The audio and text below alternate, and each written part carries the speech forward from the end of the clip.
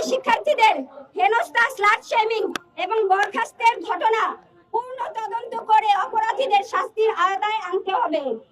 দায়িত্বপ্রাপ্ত কর্তৃপক্ষ slut shaming করলে তাকে দায়িত্ব থেকে অব্যাহতি দিতে হবে। বিশ্ববিদ্যালয় সহ সকল শিক্ষা প্রতিষ্ঠান এবং অন্যান্য প্রতিষ্ঠানে শিক্ষার্থী ও শিক্ষক সমন্বয়ে স্বাধীন যৌন নিপীড়ন বিরোধী সেল কার্যকর করতে হবে। সেলে আবশ্যিক নারী সদস্য থাকবে। অপরাধ প্রমাণ সাপেক্ষে দোষীকে শাস্তি দেওয়ার ক্ষমতা উক্ত সেলকে দিতে হবে। আমাদের দাবিগুলো পাঠ করা হলো এবং এই দাবি নিয়ে আমরা গত 23 ফেব্রুয়ারি থেকে বিভিন্ন কর্মসূচি দিয়ে যাচ্ছি। ধর্ষণ ও নিপীড়নের বিরুদ্ধে বাংলাদেশ প্ল্যাটফর্মটি এই দাবি সমূহ নিয়ে কাজ করবে।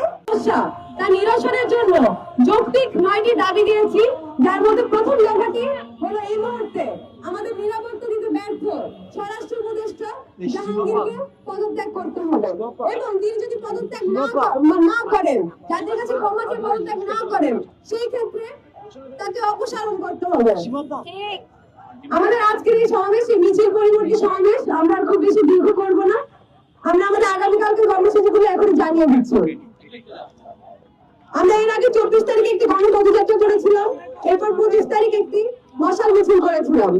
তারই ধারাবাহিকতা আমরা কয়েকদিন আগে একটি পুষ্পতলিকা পড়ানোর আয়োজন করি। আমরা এখন জানিয়ে দিতে চাই, আমরা আগামীকাল অর্থাৎ 10 মার্চ 2025 আমরা গণসংযোগের জন্য ব্যবহার করব, জনসংযোগের জন্য ব্যবহার করব। এর জন্য আমরা বিকাল 4টার সময় নির্ধারণ করছি। এছাড়া আমরা পোস্টার তৈরি করে সোশ্যাল মিডিয়া সহ মিডিয়া যে হাউসগুলো আছে তাদের কাছে পাঠিয়ে দেব।